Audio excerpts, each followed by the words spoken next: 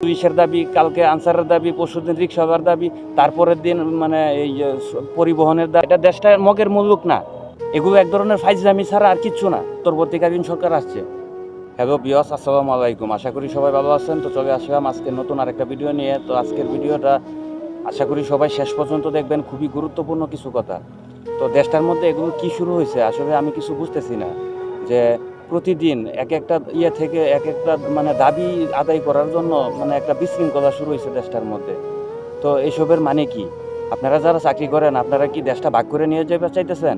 তো দিয়ে দেন না, আপনারা তাদেরকে, যারা চাকরি করে তাদেরকে দেশটা ভাগ করে দিয়ে দেন, আর আমরা আমরা বাইসে যাই, তাই না? বিষয়টা তো এরকমই মনে হইতেছে।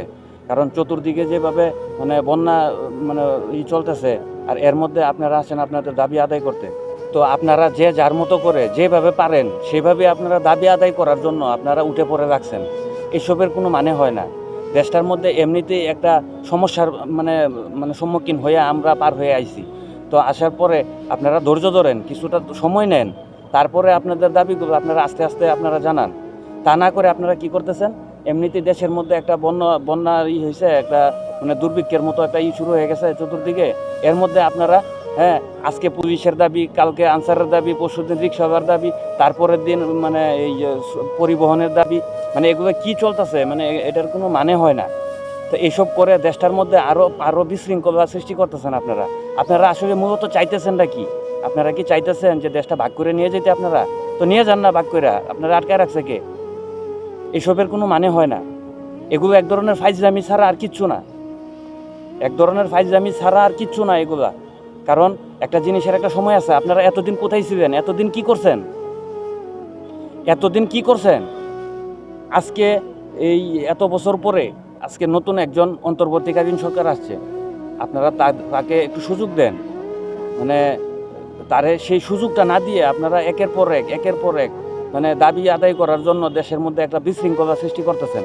তো এইসবের কোনো মানে হয় না। আপনারা আর কত বিশৃঙ্খলা করতে চান?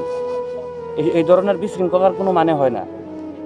আপনারা আসলে মূলত চাইতেছেনটা কি? মূলত আপনাদের উদ্দেশ্যটা কি? সেই উদ্দেশ্যটা একটু আপনারা পরিষ্কার করে বলেন। যদি উদ্দেশ্যটা পরিষ্কার করে বলেন তাহলে একটা জিনিসের সমাধান আছে।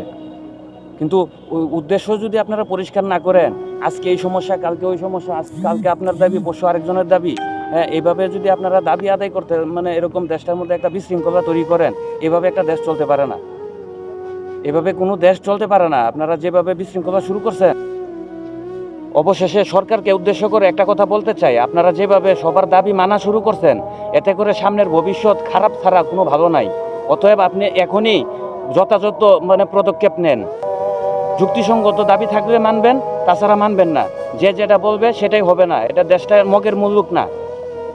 তো সবাই ভালো থাকবেন। আমার কথাগুলো যদি কারো খারাপ লাগে সবাই ক্ষমা দৃষ্টিতে দেখবেন।